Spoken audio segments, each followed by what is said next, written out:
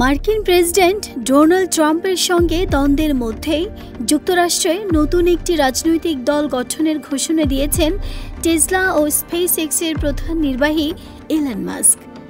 দলটির নাম দেওয়া হয়েছে আমেরিকা পার্টি। ওয়ালটন এখন দেশের সীমানা পেরিয়ে পৌঁছে গিয়েছে 50টিরও বেশি দেশে। ওয়ালটন, ঘরে ঘরে, বিশ্বজুড়ে। 5 জুলাই এক্সে এক পোস্টে তিনি এ ঘোষণা দেন। তার ভাষায়, এই দল আপনাদের স্বাধীনতা ফিরিয়ে দিতে এসেছে। তবে মাস্কের এই ঘোষণার পর প্রেসিডেন্ট ডোনাল্ড ট্রাম্প বা হোয়াইট হাউসের পক্ষ থেকে কোনো প্রতিক্রিয়া আসেনি।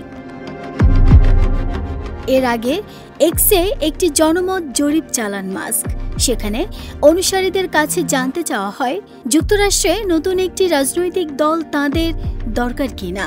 প্রায় 12 লাখ ভোট পড়া ওই জরিপে 2/3 মানুষ নতুন দলের পক্ষে মত দেন। আর এরপরেই তিনি ঘোষণা করেন, আজ আমেরিকা পার্টির জন্ম হলো আপনাদের স্বাধীনতা ফিরিয়ে দেওয়ার জন্য। সম্প্রতি বিগ বিউটিফুল বিল, যার মানে হলো কর কমানো ও ব্যয় বৃদ্ধির বিল, যা আইনে পরিণত করেছেন ট্রাম্প। এই আইনটিকে অবশ্য মাস্ক তীব্র সমালোচনা করেছেন। তিনি বলেন, এই বিল যুক্তরাষ্ট্রকে দেউলিয়া করে দেবে।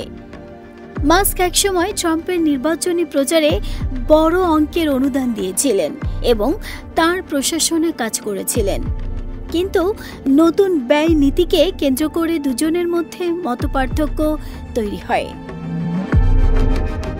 মাস্ক ইতিমধ্যেই জানিয়েছিলেন, তিনি একটি নতুন দল গঠন করে ট্রাম্পের বিল সমর্থনকারী আইন প্রণেতাদের বিরুদ্ধে নির্বাচনী প্রচারে অর্থ ব্যয় করবেন।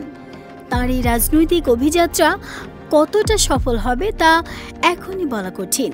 তবে মার্কিন রাজনীতিতে তার হঠাৎ নতুন দল গঠনের পদক্ষেপ সবার নজর কেড়েছে।